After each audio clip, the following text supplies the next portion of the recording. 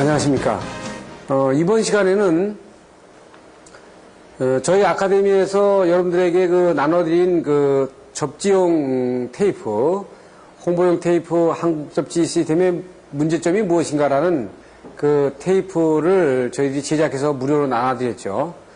1차로 5,000개가 거의 다 배포가 다 됐습니다. 저희는 생각은 한 2만 개 정도를 생각했었어요.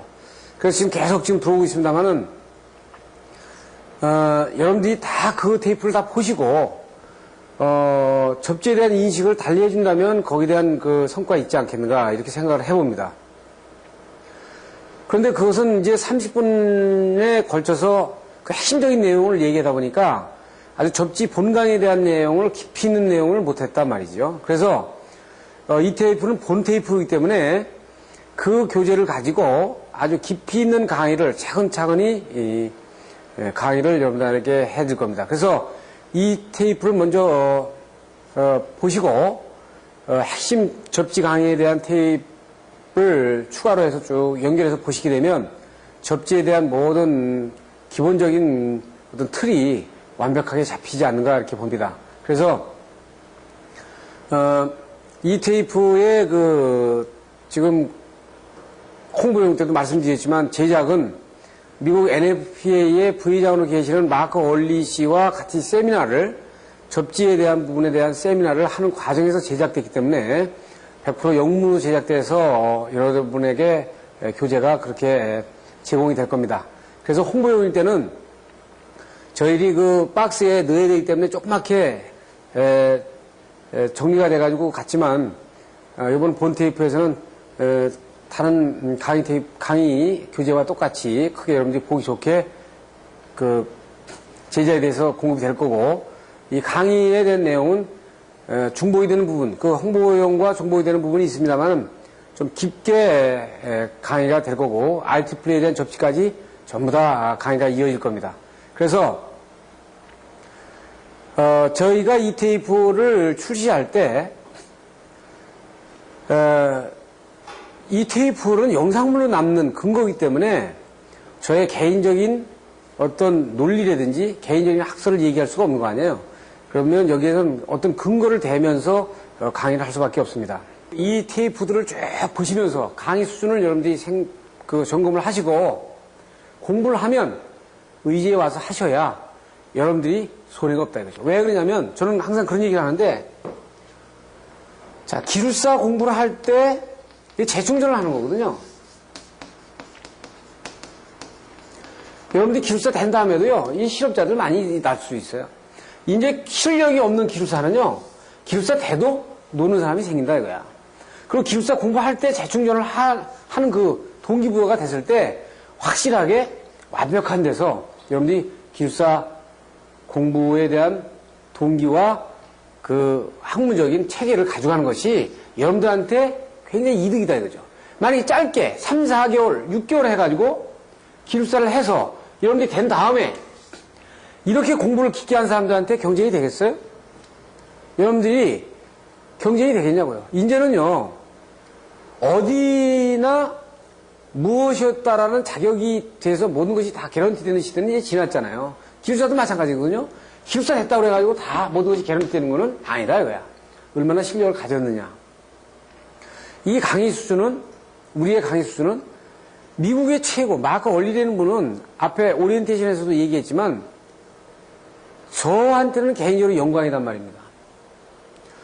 마크 얼리라는 분은 세계적으로 이 유명한 NEC 핸드북 1999년도 판에 지금 NFPA의 부의장으로 계시면서 이 전기 쪽에서는 이 책의 편집장으로 계시는 아주 권위자입니다. 미국에서는 최고의 권위자라고, 실무의 권위자라고 하면 손색이 없어요. 그분이 직접 저희들 강의 때문에 내한을 하셔가지고 저하고 같이 논의된 내용을 여러분들한테 말씀드리기 때문에 이 내용에 대해서는 아주 객관적이고 일반적인 얘기를 제가 하는 겁니다. 그래서 이걸 통해서 깊게 여러분들이 접지에 대한 부분을 감각을 가져가시면 좋겠어요. 자, 이 강의에서는 우리가 한국의 접지의 지금 스탠다드와 그라운딩 시스템이 지금 규정이 어떻게 되어 있는지, 이것이 IEC 건은 어떻게 되어 있는지, 또 NEC 건은 어떻게 되어 있는지,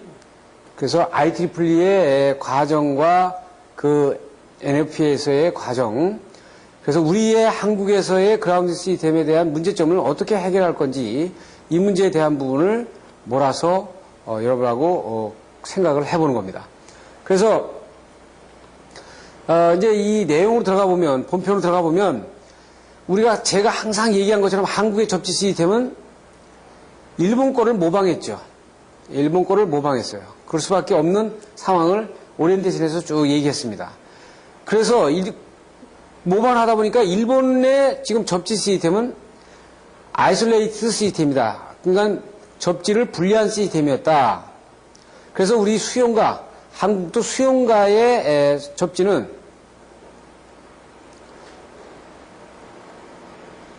이게 TT 시스템이었죠. 그래서 이제 IT 시스템은 이제 그 비접지 계통에서 이제 그 전압이 높은 상태에서 사용되는 거지만 일반적인 우리 수용가는 지금 TT 시스템을 유지하고 있습니다. 일본이 이제 옛날에는 1종, 2종, 3종, 특별 3종이었는데 지금은 A, B, C, D로 바꿔가지고 그 A, B, C, D로만 바꿔서 15옴, 150을 그 사고전류로 나눈 값, 그 다음에 15옴, 100옴이야 뭐 이런 식으로 돼 있죠. 그 한국은 이제 이걸 1종, 2종, 3종, 특별 3종으로 그대로 쓰고 있습니다. 그러니까 일본과 한국의 접지 종류는 같은 접지 저항치를 나타내고 있다. 이렇게 보시면 되고, 그래서 한국과 일본에 대한, 지금 한국과 일본이 쓰고 있는 접지의 종류에 대한 네 가지에 대한 저항치가 전혀 과학적인 근거가 없다 하는 것에 문제가 있는 거예요. 이종 접지는 약간의 근거를 가지고 있습니다만은 나머지들은 전혀 근거가 없다. 그리고 우리 시스템이 그 전기 쪽에서 한전에서 들어오는 것은 TN 시스템이고 수용가는 TT 시스템으로 되어 있다. 그래서 이것이 같이 합쳐져 있는 부분을 보고 있는 거죠. 그래서 국제적인 거는 앞에 오리엔테이션 영국의 규격 뭐 이런 건 세계적인 추세에서 다 봤기 때문에 이걸 이제 홍보용에서는 이 화면이 깨끗하지는 못했습니다. 그렇죠? 그래서 저희들이 이제 이 카메라 촬영하는 그 장비들을 좀 보완을 해가지고 이 화면들이 여러분들이 선명하게 볼 수 있도록 지금 처리를 하고 있습니다. 그래서 지금 화면을 보시게 되면 TNS 시스템이라고 하는 거는 계속 반복이 돼서 앞으로 여러분들이 귀가 따갑게 들어야 될 시스템입니다. 왜냐하면 우리가 이제 국제적인 시스템으로 가니까 TNS는 separate라는 약자로 보시면 되겠어요. 뉴트럴과 접지를 따로따로 해서 5가닥이 가는 거다. 그래서 뉴트럴대로 가고 접지 시스템은 이 접지 시스템은 접지 시스템대로 가가지고 별도의 접지 시스템으로 다 같이 묶어서 나가는 이런 부분들로 하는 접지 구성을 하는 부분들이 TNS 시스템입니다. 이건 상당히 좋은 것이 만약에 이 지락이 생기든지 사고전류가 흐르면 뉴트럴과 그라운드 사이에서 흘러버리기 때문에 이 RST에는 그 영향을 주지 않죠. 그래서 우리가 한전 같은 경우에서 라인에서 들어오는 부분이 TNCS 시스템이라고 볼 수 있는데 그건 뭐냐면은 뉴트럴과 그라운드를 어느 곳에서 계속 같이 들어오죠. 계속 우리 들어오면서 뉴트럴 그라운드 같이 묶고 들어오죠. 들어오다가 수용가 설비에서 뉴트럴과 그라운드를 별도로 분리한단 말이에요. 이렇게. 그러니까 콤먼과 세퍼레이트를 혼용해서 쓰는 겁니다. 그래서 이걸 TNCS 시스템이라고 그래요. 이건 콤먼했죠. 뉴트럴과 그라운드를. 여기는 뉴트럴과 그라운드를 분리했어. 세퍼레이트 했죠. 그래서 이렇게 볼 수 있고요. 또 하나는 TNC 시스템으로 볼 수 있는데 이거는 글자 그대로 콤먼이다. 뉴트럴과 그라운드를 전부 다 콤먼에서 쓰는 방법을 쓰는 겁니다. 이 한전에서 들어오는 거 다 이렇게 쓰는 거죠.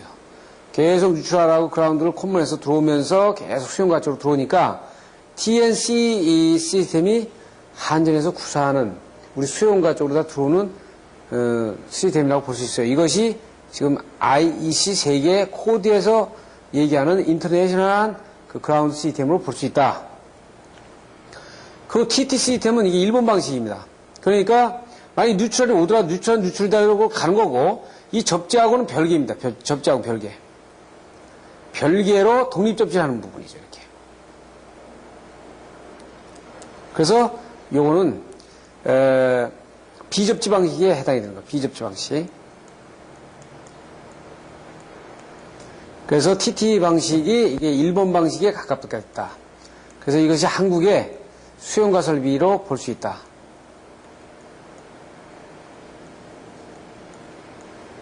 이렇게 되는 거죠. 그 다음에 IT 방법은 정정 용량이 상당히 큰 RST만 삼상만 공급되기 때문에 이것이 전압이 많이 높게 되면 이 정정 용량 C에 의한 지각 전류도 무시 못 하거든요. 이런 경우에 불필요한 전류가 클 경우에는 여기에다가 중소점에다가 저항치를 많이 달아가지고 이 전류를 제한해 주고요. 또 부분 그 섹터별로 별도의 독립접지를 하는 부분을 보여주고 있는 겁니다. TN 시스템은 지금 보시는 것처럼 우리 IC60364에서 했죠. 이 뉴트럴과 그라운드를 전부 다 콤문한 시스템이기 때문에 지락이 생기게 되면 지락 전류는 이 사람으로 통하지 않고요. 이 사람으로 통하지 않고 지락 전류가 이렇게 패스를 해서 들어가기 때문에 이렇게 흐를 거다. 그래서 이 사람에 걸리는 이 전위 경도가 상당히 낮게끔 걸린다. 그래서 굉장히 안전하다 이런 얘기를 했습니다. 여기서 TT 시스템은 이 부분이 잘라져 있는 거거든요. 이 부분이 연결이 안 된 겁니다. 안 돼 있기 때문에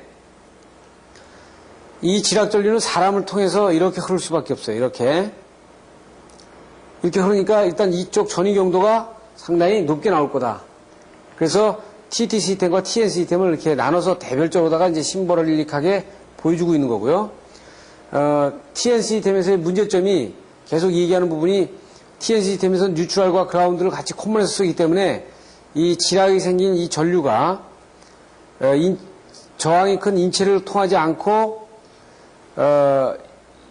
이 뉴트럴을 통해 가지고 다시 흘러갈 경우에 이 ELB는 동작을 하지 않는다. 그래서 TN 시스템에서는 ELB를 달지 않는 것이 원칙이다. 앞에 오리엔테이션하고 IC60364에서 말씀드린 것처럼 한국의 접지 시스템이 국제적으로 봤을 때는 국제적인 규격에 어느 규격에도 들어가 있지 않는 밝혀지지 않는 방식으로 가 있다. 그래서 이 부분에 대해서는 설명한 바가 있습니다. 그리고 지금 일본에서 쓰고 있는 이 접지공사 방법, 제 1종 접지공사, 2종, 3종, 특별 3종의 내용을 보면 항상 공항에서는 이 수치가 근거 없는 수치면 안 되거든요. 이거는 항상 어떤 근거를 들이대야지 기분 내키는 대로 이 수치를 정하는 게 아니잖아요. 그런데 이 근거가 없다는 거예요. 일본 애들도 지금 찾지를 못하고 있는 거예요. 105mm 근거, 15mm 근거 없습니다. 없으니까 이 수치는 근거 없는 수치를 쓰는 거는 의미가 없는 거고, 2종 접지공사에서 이 150이라는 근거가 조금 보이는 게 보여요. 그죠? 그래서 2종이 조금 근거가 있고, 이것도 정확한 건 아닙니다. 150이라는 게. 하지만 이것도 어떻게 돼요? IEEE에서 발표한 내용, 독일에서 발표한 내용을 근거로 150이라는 수치를 가져가기 때문에, 이 1종, 2종, 15음, 105mm라는 근거는 아무 의미가 없다. 그러면 기준을 삼는데 그 기준이 그럼 완벽해야 되잖아요. 이번에도 케이블 추레이 만들어놨는데 케이블 추레이 미국 거 다 NEC 거 다 벗겨다가 거기다 다 넣어놨는데 그 케이블 추레이를 미국 걸 여기다가 적용하려면요. 거기에 케이블 추레이에 들어가는 전선은요. 미국 전선이 돼야 돼. 그래야 그 케이블 추레이 그 규정이 맞는 겁니다. 그거 언밸런스예요. 미국 케이블 추레이 전선을 가지고 쓰는 케이블 추레이에 대한 들어가는 규정을 갖다가 내선 규정에다 잡아놓고 한국 전선을 써라? 안 맞죠? 이 내선 규정이 이렇게 돼 있단 말이에요. 이 덕지덕지 이렇게 꼬매놓은 거랑 똑같으니까 하나로다가 일사불란하게 돼 있지 않으면은 상당히 문제가 있다. 인제는 혼란만 야기시킨다고. 대표적인 예가 이거예요. 지금 보세요. 접지공사에서, 0.75m로 들어가가지고, 보통 일종 접지는 2.6mm 이상의 연선동선을 사용한다. 삼중 접지 같은 경우는 1.6mm 이상의 연동선을 사용한다는 얘기 이렇게 해놨는데 이거 웃기는 얘기 아니에요? 제가 웃긴다는 표현을 해서 좀 죄송합니다만은 웃기는 표현이다 이거야. 웃기는 내용이다 이거예요. 이거는요 일본의 비접지 방식에서 비접지 방식으로 가가지고 지락전류가 상당히 적을 때 통하는 얘기지 한국에서는 이거 안 돼요. 1.6mm 해가지고는 상당히 두꺼워야지. 예? 우리 한국은 TM 방식이 가까운데 지락이 생기면 지락전류가 크다 이거지 일본보다는. 그러면 이건 안 맞아. 안 맞는 규정을 코드에다 놔놓고 그걸 맞았냐 안 맞았냐 따지면은 안 되죠. 예? 저는 뭐 말씀드리고 싶은 겁니다. 이제는 우리가 바꿔가야 돼요. 우리 기술자로 바꿔가야 돼, 이제. 예? 그리고 이제 어느 한 사람이요, 어느 지식을 독점하는 거는 끝났어요. 지금 제가 이 비디오 테이프를 만들어가지고 전국의 그 전기인한테 배포하는 거는 어느, 예? 옛날 같은 경우에 뭐 몇 개 책 몇 개씩 봐가지고 말이야, 그걸 큰 기술인 것처럼 해가지고 이거는 끝났다, 이거야. 정말 세계적인 자료, 이런 부분들을 객관적으로 검토해가지고 중지를 모아가지고 한 방향으로 가야지. 예? 이제 제가 강의하는 거는요 상식입니다. 이제 상식. 대한민국 상식 됐어요. 이것이 출시되는 순간 상식입니다. 그래서 앞으로는 이런 인프라가 완벽하게 구축이 되고 싼 가격에 여러분들이 이 동영상을 직접 TV 화면 크기로 받아볼 수 있는 그 시스템이 되면 제 강의가 그대로 여러분들 안방을 갈 겁니다. 그때는 저희도 마찬가지입니다. 저희 학원 강의실 필요 없어요. 예? 필요 없죠. 제 강의 최신 자료를 여러분들이 제가 직접 강의해가지고 바로바로 인터넷으로 여러분들한테 띄워드리면 여러분들은 안방에서 다 볼 수 있어요. 저 그거 합니다. 그럼 가는 거예요. 예? 지금 학교도 마찬가지 다 그러고 가는 거 아니에요? 이제 그런데 그 내용이 최고의 탑 내용이 돼야 된다 이거야. 정말 그 테크니컬 커뮤니티라고 하는데 전문가 집단, 뇌면 뇌, 접지면 접지. 여기 전문가 집단들이 그 권위 있는 사람들이 10명이면 10명씩 모여가지고 워킹 그룹을 만들어가지고 거기서 정말 숙지를 하고 토의를 한 상태에서 어떤 규정이 만들어져야 되죠. 예? 그러면 워킹 그룹을 이렇게 만들려면 돈이 있어야 돼. 돈. 예산이 따라야 된다고. 또 시간이 있어야 돼. 실무에 능력이 있는 사람이어야 돼. 자, 이 내용을 보세요. 이제 한국과 미국의 접시 시스템의 아주 구체적인 그 비교는 한국은 그 각 기능별로 이렇게 묶었더라도 이것이 만약에 3종 접지에 대한 기능이면 3종 접지로 하고 이것이 1종 접지의 기능이면 1종 접지로 따로 이렇게 세퍼레이트 하는 거죠. 근데 미국 같은 경우는 지금 보시는 것처럼 어떤 시스템이든지 루프로 돌리고 등전이 접지로 하고 해서 이게 묶는 거를 철저히 간다고요. 그러니까 우리하고 일본하고는 반대죠. 한국하고 일본하고 같이 쓰는 방식하고 미국 방식하고는 별개입니다. 그런데 일본이 이 방식을 버렸어요. 요번에 일본이 이 방식을 버렸습니다. 요번에 콘티넨탈 호텔에서 그 IBS 총회를 했죠. 했을 때 그 NTT 상무 되시는 분이 와가지고 일본 NTT 상무 되시는 분이 와가지고 인텔리전트 빌딩에 대한 강의를 할 때 강의 끝난 다음에 제가 물었어요. 자, 일본 접지 방식이 이렇게 독립 접지로 되어 있는데 세계 코드는 다 다중 접지로 가가지고 등전이 접지로 가는데 당신들은 어떻게 이 문제에서 해결을 할 거냐? 그래서 자기네들은 독립 접지 이제 버렸다는 거예요. 버리고 전부 다 등전이 접지로 간다. 그 말을 공식석상에서 하더라고요. 그러니까 우리는 이런 내용을 그런 말을 한다 안 한다를 떠나가지고 여러 상황을 봤을 때 반드시 일로 가야 되는 부분이 있다. 가야 되는 건 왜 가야 되느냐? 지금 말씀드린 대로 접지를 하게 되면 접지는 뭐예요? 접지는 대지에다가 일단 방류를 시키는데 대지는요, 이거 반도체란 말이에요, 반도체.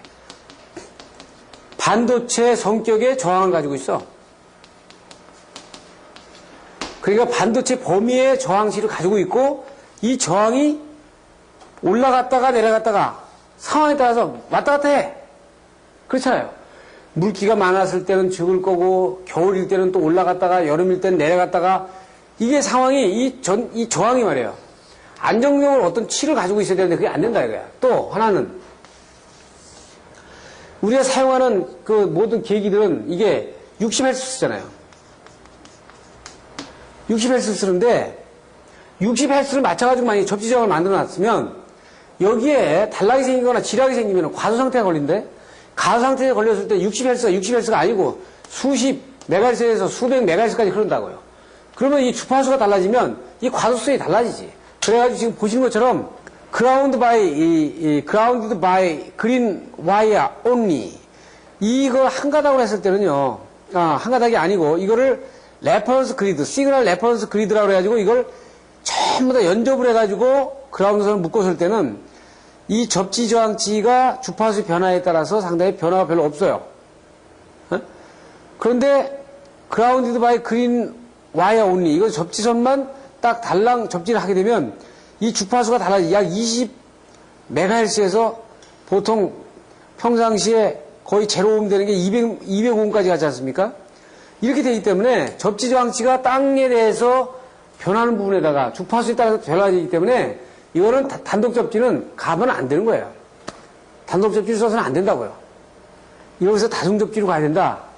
그래서 지스에서는 지금 1999년도에 다중 접지로 간다 그랬죠. 그래서 버린 겁니다.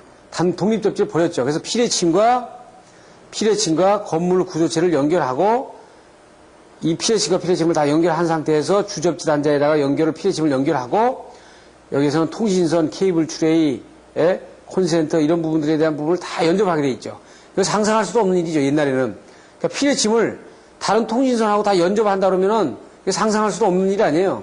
자, 이것이 일본의 이번에 1999년도 지스에서 이렇게 개정한 내용입니다. 자, 그러면 우리는 접지에 대한 시스템을 보려면은 이 IEEE에 대한 레퍼런스를 보지 않으면 안 됩니다. 그래서 접지에서는 가장 권위 있는 것이 지금 이 책입니다. IEEE Guide for Safety in AC Substation System, Substation System Grounding 해가지고 대형 변전소, 대형 변전소에서의 접지 시스템에서의 가이드입니다. 그래서 미국은 IEEE 하면은 이 IEE에서 이 ANSI로 그대로 인정을 해주죠. 이 ANSI로 그냥 인정을 합니다. 그래서 이 책에 있는 내용을 지금부터 집중적으로 제가 끌고 나와가지고 여러분들한테 강의를 할 겁니다. 그래서 미국 NFPA 부회장인 마커 리 씨한테도 미국 NEC 거를 제가 강의를 한 것이 아니고 IEE에서 접지에 대한 내용을 끄집어내가지고 이러니까 지금 세계 코드가 이런 식으로다가 흘러가지 않느냐. 그래서 당신들에 대한 대책은 이런 거 아니냐. 그렇게 제가 물었던 겁니다. 예? 자, 그래서 그 내용을 보게 되면 가장 큰 내용 중에 맨 앞에 하나 내용 중에서 항상 제가 강조하고 가는 내용입니다.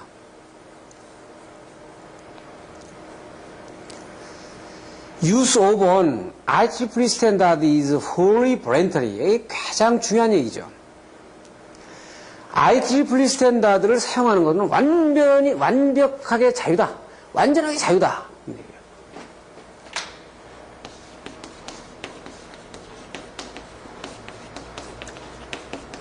당신이 쓰고 싶으면 쓰고 말려면 말고 이런 얘기입니다. 그러니까 완전히 자율적으로 써라 하는 얘기입니다. 모든 서비스 시스템이든지 프로덕트를 생산하는 문제든지 관련되는 부분에서 완전히 자유다라는 얘기예요. 제가 일부러 이거 영문을 집어넣는 이유는 여러분들이 그 영문을 봐야 될 필요성이 있기 때문에 제가 말씀드린 겁니다. 그러면 완전히 자유다라는 얘기는 강제가 아니고 자유야. 그런데 이거보다 완벽한 거 없을 거 하는 거하고 똑같아요. 그러니까 어디냐면 완벽히 자유다 이거야. 자유인데 이거보다 더 좋은, 더 완벽한 기술 기준을 찾지를 못해. 그럼 뭐죠 그게? 즉 자유지만 반드시 따르지 않으면 안 될 수밖에 없는 이게 된다고. 지금 옛날에는 우리가 좀 못 살 때는 KS 규격이 얻은 제품에서 가장 최우선이었죠. KS 제품이 가장 좋았어. 불량들이 하도 많이 나오니까. 지금 KS 제품이요. 질이 많이 떨어지는 하질로 전작해 있다고. 네? 그러니까 KS 기준에는 건 뭐예요? 최소 기준 아닙니까? 최소 기준.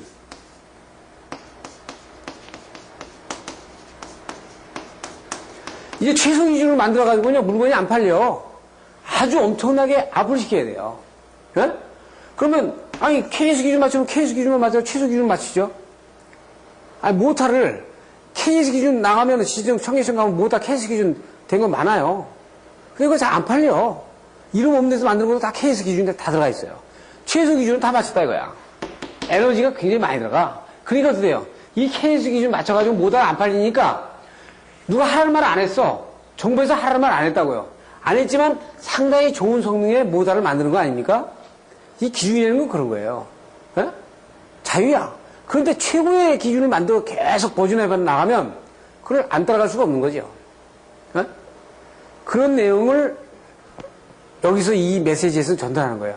볼렌터리라는 거는 그런 중요한 의미를 갖는 거예요. 그 IEEE를 적용하는 거는 완전히 자율이다라는 그 전제를 놔놓고요. 지금 여기에서 이제 그 중요한 얘기를 또 하나 하죠. 그래서 이 내용에서는 항상 얘기하는 것이, 우리가 일반적으로 그냥 접지 시스템, 그러면 저항이 낮으면 좋은 거고, 저항이 높으면은 위험한 거고, 낮으면 안전한 거고, 그래서 접지 도체가 나선으로 되어 있는 경우에 그냥 잡아도 안전하고, 이렇게 생각하잖아요. 근데 이건 상당히 미스 컨셉이죠. 잘못된 생각이란 말이에요. 그래서 저항이 낮아도 굉장히 위험할 수 있고, 높아도 안전할 수 있다라는 얘기를 하는 거예요. 그렇기 때문에 디자인을 할 때 굉장히 아주 주의 있게 해야 된다는 얘기를 지금 여기서 하고 있습니다. 보실까요? 여기서 아주 중요한 얘기만 하나 보면요. Therefore, station of relatively low ground resistance may be dangerous under some circumstance. 여기까지 보세요. 경우에 따라서 어떤 경우에서는 아주 적은 low ground resistance가 아주 위험할 수 있다는 얘기예요. Why? 그런 반면에 another station, 다른 만약에 변전소나 이런 쪽에서 아주 상당히 높은 그 레지스턴스를 가지고 있어도 이것이 be safety or can be made. 아주 세이프티는 상당히 안전할 수 있다. 그렇기 때문에 by made safety by careful design, 아주 주의 있게 설계를 해라 이런 뜻이에요. 그러니까 여러분들이 기본적으로 접지 저항이 낮으면 안전한 걸로 그냥 아주 딱 굳어 있잖아요. 접지 저항이 높으면 3종 접지 공사는 그러니까 덜 중요한 곳에 하고 중요한 곳에는 다 1종 접지 공사로 하고 이런 것들이 잘못된 미스 컨셉이라는 말이에요. 그래서 지금 그걸 이해하기 위해서는 우리가 뭘 봐야 되냐면 여기 보시면은 만약에 그리드를 이렇게 지하에다가 그리드 망으로 해가지고 접지를 했을 경우에 이 사고 전류가 이 그리드로 흘러가면 전위분포가 이렇게 생기거든요. 이렇게 전위분포가 생기니까 여기에 걸리는 보폭, 여기서부터 여기까지 이 보폭 전압이 걸리는 겁니다. 이 보폭 전압이 걸리고요. 그리고 이 사람이 만약에 타치를 하게 되면 이 타치 전압이 요 수치만큼 이렇게 높은 전압이 타치 전압이 걸리는 거예요. 이 EM이라는 거는 이 그리드의 최대 전압이 EM입니다. 그리드에 가장 낮은 곳서부터 가장 높은 매그니튜드까지의 그 전압 차이가 EM 전압이죠. 만약에 이 사람이 활선을 만졌다. 그러면 이 사람한테 걸리는 것은 대지의 전위하고 이 활선의 차이. 그러니까 만약에 22,900이면은 13.2kVA가 여기에 걸리겠죠. 그래서 여기서 보폭 전압, 접촉 전압, 그 다음에 그리드의 최대 전압, 그 다음에 우리가 그 전격 전압인 부분을 우리가 여기서 먼저 보고요. 지금 보는 것처럼 만약에 낙뢰가 생겨가지고 낙뢰가 여기서 발생이 돼가지고 이 부분이 상당히 그 전위가 상당히 높게 나오면 지금 전위 분포는 그리드를 밑에 통할 경우에 이게 그리드가 있기 때문에 지금 이렇게 지금 물결 지진이 나타난 거거든요.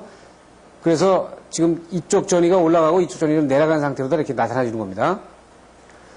그래서 보폭 전압은 우리가 이렇게 얘기하죠. 그래서 사람한테 두 발에 걸려있는 저항, 이 신체의 저항, 그 다음에 이 대지의 이 저항을 하나 묶어가지고 이거 하나 해가지고 세 개로다가 이렇게 얘기를 하죠. 그래서 전압이 걸렸을 때 전압이 이렇게 분포가 되겠죠. 타치 전압은, 접촉 전압은, 우리가 이렇게 얘기를 합니다.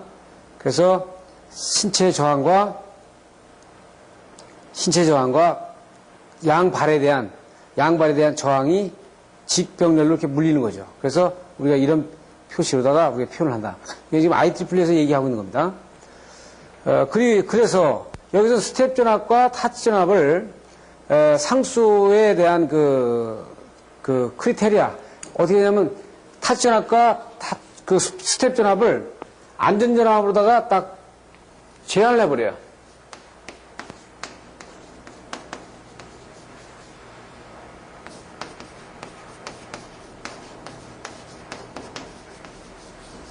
이렇게 스텝 볼테이지와 타치 볼테이지를 비교한다. 그리고 우리는 접지를 하게 되면은 대략 우리가 기능은 어떻게 돼 있어요?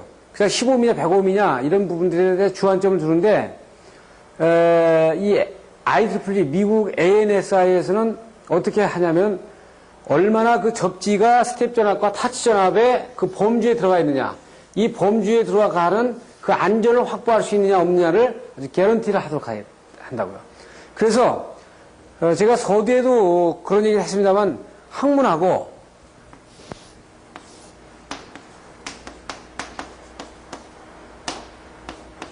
실무는 별개다. 그러면 학문에서는 이게 학자가 되는 거죠. PhD가 될 거예요. 그러면 실무는 예를 들어서 만약 실무에 정의를 하면 기술사가 될 거예요. 이게 PE가 될 거라고요. 그러면 이 IEEE의 학자들은 어떻게 하냐면 이 접지의 전문가 학자들이 되면 이 IEEE의 논문을 게재를 해가지고 이런 식들을 만들어내는 겁니다. 지금 보시는 것처럼 타치 전압이 50kg짜리는 이 지형의 고유저항이 이렇고 사고전류가 이렇게 흘러갈 때 이런 수식에 의해서 이 사람이 견딜 수 있는 타치 전압은 이거다라는 이 식을 만들어낸다 이거죠. 지금 이거는 86년도에 발표된 1986년도에 발표된 식입니다. 최근에 발표된 식에 의하면 이 K값이 없어졌어요. 그렇게 리비전을 하는 거죠. 그럼 이렇게 식을 만들어내는 것이 누가 하느냐? 이거 학자가 하는 거예요. 그러니까 IEEE의 전문 학자들이 관련 식을 만들어낸다고요. 식을 만들어가지고 이쪽으로 넘겨줘요. 실무적으로. 그러면 실무에서는 이 기술사들이 이 식을 인용을 해가지고 실무에 설계를 하는 겁니다. 설계를 하다가 안 맞는 팩터가 있으면 그 자료를 이쪽으로 다시 넘겨. 보정하도록. 이 식에 의해서 해보니까 이러이러한 문제가 있다 해가지고 넘겨주면 여기서 다시 보완을 해가지고 다시 넘기고. 그래서 학자가 하는 부분하고 기술자가 하는 부분하고는 완전히 이렇게 별개로 분류를 해놨어요. 그래서 기술자나 기술사가 거의 계산을 안 하도록 만들어놨습니다. 계산을 안 하도록 만들어놨어요. 테이블만 이용하도록 되어 있다고요. 그래서 식을 만드는 임무는 테이블과 이런 관련식을 만드는 거는 이건 학자들의 몫이고 이걸 적용하는 거는 이건 기술자의 몫이에요. 이렇게 딱 분류해놨단 말이에요. 그래서 이 식들을 이제 관련 학자들이 만들어가지고 이걸 IEEE에다 논문 게재해서 거기에 논문에서 인정이 돼가지고 이걸 인용해서 쓰도록 하는 겁니다. 그럼 70kg짜리는 이렇게 이 수치에서 어떻게 돼요? 1.162, 1.57로 커지는 것들을 보죠. 그러니까 저 이 얘기는 무슨 얘기냐면 50kg짜리보다 70kg짜리가 그 전압의 위험성에 놓이더라도 조금 높은 전압에 견딜 수 있다는 얘기예요. 타치 전압은 이런 수식이죠.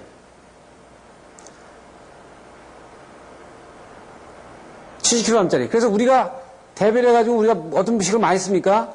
1000에다가 1.5에서 어쩌고저쩌고 해가 쭉 나오니까 이거 기껏 해봐야 뭐 숫자가 얼마 안 나올 것 같으냐요. 안 나올 것 같죠? 그러니까 이 1000에다가 이 0.16을 곱하면은 0.16을 곱하면은 이 식을 약식으로 하면 TS는 약 116이 되겠죠. 이거는 이거가 수치가 적다고 보면 이거를 무시해버리고 이 1000을 여기다 이렇게 넣어버리면은 157의 식을 쓸 수 있죠. 그래서 우리가 대략 이 식과 이 식을 실무에 많이 쓰지 않습니까? 그럼 이 식은 어디서 나온 거예요? 즉 IEEE에서 논문에서 나온 거다 이거지. 정확한 건 이 식이다 이거예요. 그런데 이 식도 지금 정확하지가 않은 것이 이거는 86년도에 개정된 IEE에서 발표한 식이고 최근에 1997년인가요? 뒤에 나오겠습니다만 발표된 IEE에서 발표된 다시 재개정된 거 보면 이 K값을 없애버렸어요. K값이 없어졌다고요. 이렇게. 그러니까 IEEE는 5년에 한 번씩 이렇게 버전업하도록 되어 있는 겁니다. 5년에 한 번씩 관련 학자들이 식을 버전업을 해가지고 개정될 건 개정하도록 이렇게 하고 있는 거죠. 그래서 이 식에 대한 것은 뒤에 IEEE 접지 강의하면서 구체적으로 하나씩 들여다보겠습니다. 자, 우선 여기서 이제 구체로 보면 50kg짜리서부터 20kg짜리, 80kg짜리 이렇게 만약에 11마리의 소를 실험해 보니까 여기에서 죽더라 이거죠. 25마리의 양을 실험해 보니까 대개 여기서 죽더라. 사람은 10kg짜리서부터 80kg, 100kg짜리까지 쭉 해보니까 50kg에서는 67mA에서 107mA까지 심유재동으로 죽더라. 그래서 70kg짜리는 91mA에서 약 150mA에서 죽더라 하는 얘기입니다. 그래서 두 가지로 이게죠. 50kg, 여기 70kg. 그럼 죽더라 하는 얘기는 이 식은 2차 대전 때 독일에서 발표된 내용입니다. 그러니까 지금 이런 식 논문을 못 내죠. 그러면 사람을 죽여야 되니까. 이게 10kg이라는 건 어린애 아니에요? 어린애. 20kg 또 어린애죠. 그 다음 30kg, 40kg짜리, 그러니까 수도 없는 많은 사람들을 킬로그램수로 분류를 해가지고, 그러니까 이 논문은 인류 역사상 처음이자 마지막 논문이 되는 거예요. 그러니까 50kg에서는 67mA에 죽는 사람도 있고, 107mA에 죽는 사람도 있고, 70kg에서는 90mA, 91mA에 죽는 사람도 있고, 150mA에 죽는 사람도 있더라. 그래서 이것에 의해서 우리가 이제 모든 그 세프티에 대한 기준을 마련하는 거고, 이것도 마찬가지입니다. 전류로 볼 수 있고 전압으로 볼 수 있는데, 전압은 65V에서부터 130V까지를 대개 안전전압으로 이렇게 놔요. 이 범주에 놓죠. 그래서 좀 기기를 안 믿을 때는 물기가 있는 쪽은 65V 미만으로 딱 제한을 하잖아요. 우리가 200V 아닙니까? 200V, 220을 쓰면 우리가 누전사항기가 0.03초에 동작을 하니까 괜찮다고 볼 수 있어요. 그렇게 얘기를 하는데 천만의 말씀이죠. 기기를 믿어요? 기계가 동작 안 하면 죽는다는 얘기 아니야. 에? 아니 기계는 동작할 수도 있고 안 할 수도 있어요. 전혀 오동작이 없는 완벽한 기계가 아니란 말이에요. 그럼 만약에 이게 동작 안 하면 어떻게 합니까? 사람 죽잖아요. 여기 보는 것처럼. 그러니까 220을 목욕탕에 쓰면 안 된다는 거야. 이거 안 되는 거예요, 이건. 이거 절대 안 되는 거지. 어? 이런 근거에 의해서, 그러니까 이렇게 근거를 댈 때, 우리가 이종접지 있죠, 이종접지. 이종접지 보면은 150을 사고전류로 나눌까? 이때 저항을 정해라. 이렇게 한다고요? 150이라는 건 뭐냐? 여기 나오는 거 이거야. 이거. 그러니까 일본 애들이 이거 비껴간 거죠, 이거. 일본이 뭐 기술이 좋아가지고, 일본 애들이 무슨 여기저기서 독자적으로 나타나는 거 하나도 없어요. 소방도 그렇고 보면 전부 다 일단은 다 베껴다가 써가지고 그걸 자기 나름대로 베낀다고. 그럼 150의 숫자는 여기서 나온 거란 말이야. 이종 접지는 그래서 약간 근거가 있는 거야. 근데 1종이나 3종, 특별 3종 같은 경우는 수는 엉터리죠. 그 엉터리를 우리는 산신령 모시고 한다고요. 예? 그건 아니지. 이제 버려야지. 이 테이프 출시되고 나면 1종이 맞았니, 3종이 맞았니, 특별 3종이 맞았니, 예? 이거를 수영과 설비에서 그걸 강요하도록 하시는 거는 좀 자제를 해주시고, 자체에서 논의를 해가지고 그걸 개정을 하세요. 예? 하셔가지고, 틀린 거를 가지고 계속 요구를 하면은 좀 문제가 있잖아요. 그러니까, 그거를 기술자끼리 안전공사는 안전공사에서, 한전은 한전에서, 일단 먼저, 틀린 것들이 발견이 된 것들은, 예? 수정을 해가지고, 정확한 데이터들이 현장에서 조용히 될 수 있도록, 이렇게 시도를 해줘야 됩니다. 제가 관련 문건을 다 들이대면서 얘기하잖아요. 지금 정용기 제 의견이 아니다는 얘기예요. 예? 자, 보세요. 그래서 150의 숫자가 나와 있는 거고, 물기가 있는 쪽에서는 165V 미만으로다가 전압을 리미테이션 하는 근거는 여기서 있다 이거죠. 제가 그래서 이 강의에서 자세히 얘기하는 겁니다. 지금 보세요. 이 그림에서는 사람이 여기에 이렇게 그 손을 만지고 있어요. 근데 여기에 사고전류가 100A 흘렀어. 100A 흘렀는데 여기에 저항이 15ohm입니다. 15ohm. 그러면 이 100A와 15ohm이니까 여기에 사람이 1000V 걸려요. 1000V가 걸리죠. 이 경우 보면 사람이 여기에 똑같이 이렇게 걸려 있어요. 이렇게 만졌는데 여기 똑같이 100A 흘렀어요. 여기 저항은요 105ohm이야. 그러니까 105ohm이니까 여기보다 10배가 더 크죠. 이쪽보다 10배가 더 크다고요. 이쪽 105ohm이니까. 그럼 여기가 더 위험해야 돼. 근데 100A가 흘러갔는데 들어갔는데 이쪽으로 다 피드백이 되는 귀한 회로가 있어. 여기 저항이 거의 없어. 그럼 이 전류는 다 어디로 흐르죠? 전부 다 이쪽으로 흐른다.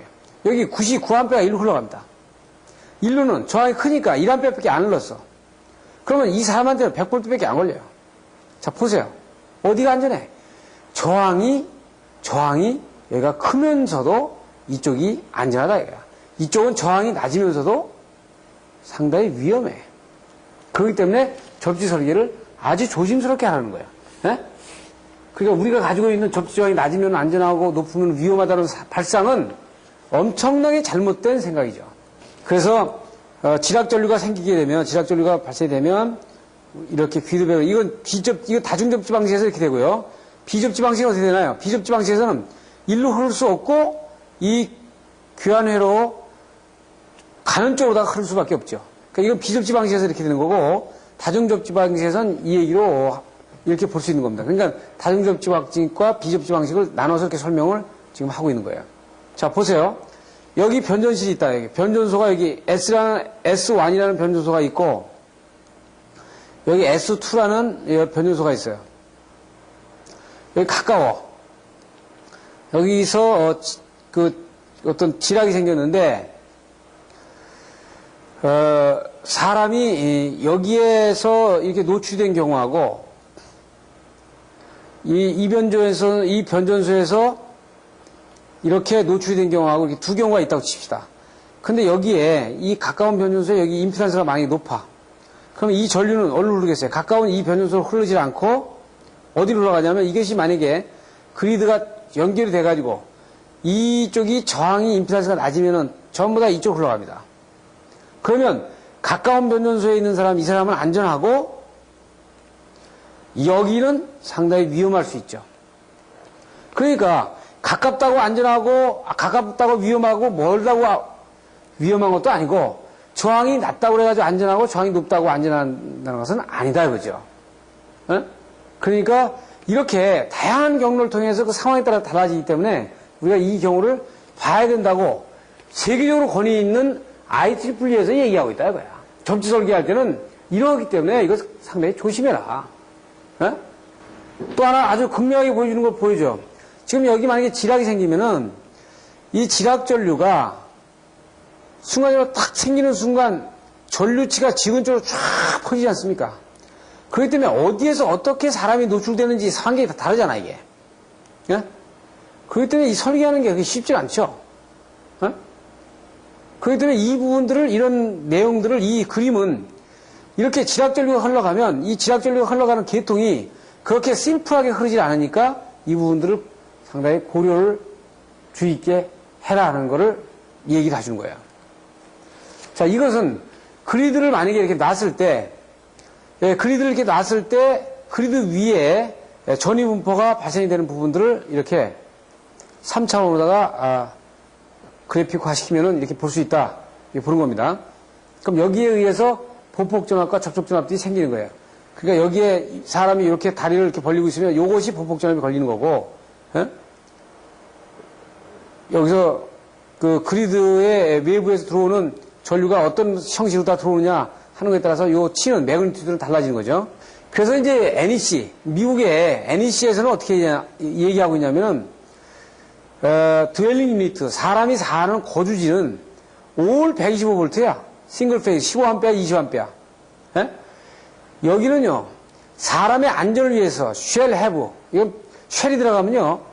쉘비나 이 쉘이 들어가면 의무사항에 가깝습니다. 네? 그런데 되어 있어요. Ground Fault Circuit Interrupter Protection for Personnel. 그래가지고 GFCI를 반드시 하도록 되어 있다 이거예요. 네? 그래서 보면은 이제 그 주거시설이 아닌 곳에서 이제 물기가 많은 쪽, 그러니까 베스룸, 루프탑 이런 쪽은 이런 쪽도 125V의 GFCI를 놓도록 이렇게 요구를 하고 있는 겁니다. 그래서 그 GFCI는 설치를 되게 기본적으로다가 드웨잉 유니트의 주거시설의 안쪽에는 이 싱크대면은 물기를 많이 다루는 거니까 이 물기를 다루는 쪽으로부터 6피트 이내 6피트 이내는 GFCI를 놓도록 되는 거죠. 그래서 만약에 여기 콘센트를 놓는다 그러면 여기는 콘센트가 GFCI 콘센트가 아닌 일반 콘센트 놔도 되는 거예요. 그래서 GFCI는 어떻게 되어 있냐? 지금 보시면은 GFCI의 회로도입니다. 누전 차단기를 보시면 돼요. Ground Fault Circuit Interrupter니까 누전 차단기인데 여기에 5mA의 차가 나면 5mA의 차가 나면 인터럽을 하게 되어 있어요. 그러니까 이 두 개의 그런데 이 누전 차단기 이 앞에 부분이 맨 앞으로 가면 어떻게 된다 그랬어요? 잘못하면 동작 안 할 수도 있다 그랬죠. 그냥 이걸 말단에 놓는 겁니다. 말단에 다시 보는 것처럼 싱크대가 있으면 싱크대 이 말단에다가 누전 차단기 설치하는 거예요. 우리는 어떻게 하죠? 이렇게 주거시설이 있으면 이 메인에다가 누전 차단기 설치하잖아요. 그럼 누전 차단기 설치했는데 이 여기서 누전이 됐어. 이놈이 다른 계통으로 통해가지고 가가지고 차단을 안 하면은 이게 누전 차단기 안 되는 거죠. 그러니까 미국에서는 어떻게 하냐면 이 싱크대가 가까운 쪽에 물기를 다른 쪽은 요 GFCI 콘센트입니다. 이건. 요 GFCI 요거예요. 그리고 보세요. 다잉 룸 같은 경우는 그냥 일반 콘센트를 설치했어. 여기 있고요. 그 다음에 요거는 이제 냉장고가 있는데 냉장고에 가까워가지고 요게 물기를 많이 다룬다. 그럼 요건 GFCI 되고요.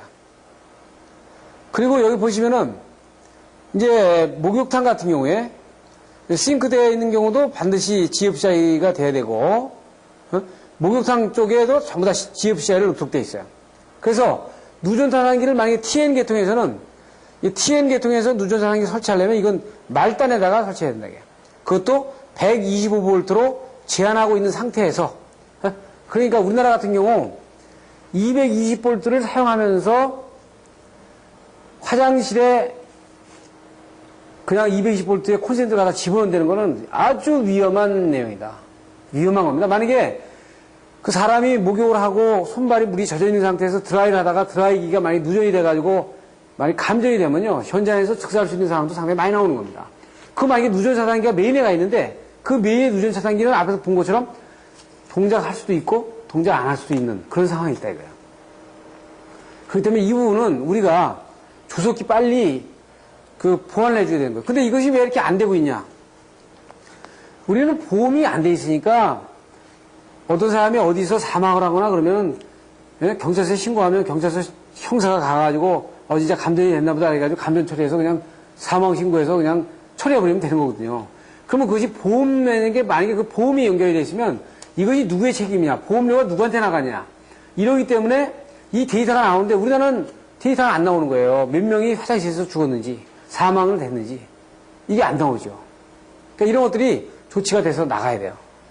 그래서 GFCI는 어떻게 되냐면 지금 보시는 것처럼 그 125V형 우리 콘센트죠. 그러니까 이게 큰 놈이 이게 큰 것이 이 마이너스고 이 작은 플러그의 내용이 이게 플러스입니다. 그러니까 여러분들이 이 콘센트가 이렇게 100V짜리 콘센트가 똑같아 보여도 다르단 말이죠. 이 큰 놈이 마이너스고 이 작은 것이 플러스고 이것이 그라운드 되면 이 뒤에다가 이 누전 차단기 이 콘센트 뒤에다가 GFCI를 놔가지고 이 테스트 보단을 여기다 놨단 말이에요. 그러니까 여기 GFCI가 두 개가 들어간 겁니다. 따로따로. 그러니까 뒤에 그 콘센트 뒤에가 누전 차단기가 들어가 있는 거죠. 이거를 이런 형 누전 차단기가 달려있는 콘센트를 싱크대나 화장실 있는 데는 설치를 해라 하는 것이 NEC 코드에 되어 있는 거예요. 그것은 왜 그러냐면 앞에 보는 것처럼 125V 이만으로 하고 또 메인에다 놓으면 차단이 될 수도 있고 안 될 수도 있으니까 말단에 놔가지고 정확하게 차단을 시키도록 하는 겁니다. 뭐를 위해서? 세이프티 때문에. 세이프티 때문에. 그래서 이것은 이제 앞의 내용을 봤어요. 그래서 이제 다음 시간에는 여러분들이 뭘 보냐면은 지금 이 부분에 대한 기본적인 상식을 가지고 미국 설계에서는 접지 설계를 어떻게 하느냐 하는 내용을 볼 겁니다.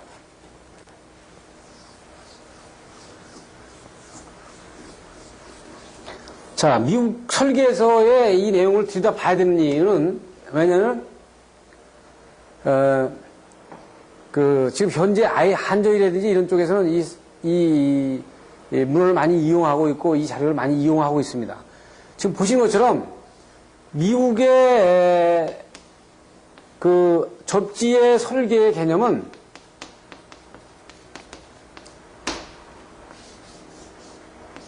세프티야. 우리 세프티 당연하지 하면서도 우리 이 보폭전압과 타치전압을 의식하면서 접지를 해본 적이 없다 이거야. 이게 1호사라든지 3, 4, 5처럼 아주 대규모의 변연소가 아니니까 일반적으로 이걸 대규모에서 적용되는 거니까 하지 않아도 되긴 되는 부분이 있어요. 하지만 우리가 일반적으로 접지에 다가가는 개념이 이 보폭전압과 타치전압을 생각을 하고 세이프티를 생각을 해서 하느냐보다는 일종이니까 이건 일종 접지 하는 거니까 그냥 15미야 105mm니까 그냥 3종 접지 이렇게 하는 거였었지 그것이 접지를 하면 안전을 개런티가 된다고 생각하면서 하지만 그것이 구체적인 어떤 내용을 가지고 있는지는 생각을 별로 안 해봤단 말이에요. 그래서 미국 시스템에서는 만약에 이것이 개런티가 안 된다 그러면 어떤 접지 사항도 접지 설계도 노 기능에 대한 부분을 충족을 시키더라도 이 세이프티를 개런티 못하면 사람이 노출되는 그 접촉전압과 타치전압이 접촉전압과 보폭전압이 그 한계 내에 들어가지 못하면 그 접지 설계는 받아들일 수 없는 설계로 인정합니다. 그래서 다시 설계를 해보고 다시 설계를 해보고 이렇게 된다고요. 그러면 굉장히 복잡하지 않겠는가? 이 IEE에서 이 접지 설계도요 프로그램이 다 돼가지고 각종 벡터만 넣으면 자기가 알아서 다 설계하고 다 끝냅니다. 그러니까 굉장히 아주 심플하게 바로 끝낼 수 있어요. 하지만 처음에 그 설계하는 사람의 의도가 항상 세이프티를 사람의 환경에 따라서 그 변전소의 환경에 따라서 지각 전류가 달라질 수 있는 부분이기 때문에 사고 전류가 달리 갈 수 있기 때문에 그거를 면밀하게 검토를 해서 최소한의 세이프티를 개런티하는 범위 내에서 접지 설계가 된다는 겁니다. 그래서 여러분들이 다음 시간에 볼 것이 뭐냐면 지금 이 프로 차트를 가지고 이 프로 차트에서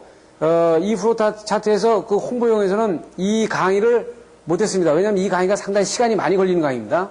그래서 이 강의를 여러분들이 매듭을 지어야 근본적인 강의에 대한 이 접지에 대한 내용을 확실하게 알 수 있기 때문에 다음 시간에 이 접지 강의를 가지고 구체적으로 살펴보도록 하겠습니다. 그래서 이번 시간에는 여기까지 강의가 되겠습니다. 감사합니다.